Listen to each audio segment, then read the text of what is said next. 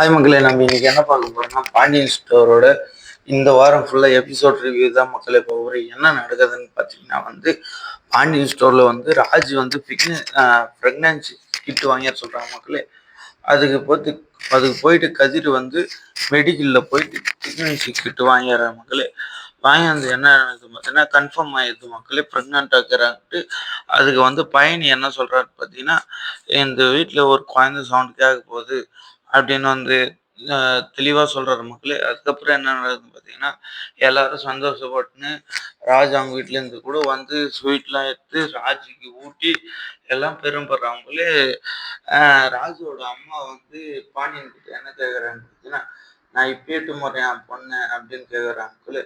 அதுக்கு என்ன சொல்கிறாங்க பார்த்தீங்கன்னா, பாண்டியன் இப்போ கூட்டின்னு போய் சொல்ல சீமந்தம் பண்ணி வீட்டுக்கிட்டு போவா அப்படின்றவங்களே. அதுக்கு என்ன சொல்கிறேன் பார்த்தீங்கன்னா, கதிர் ஷாக் ஆகிறார் மக்களே.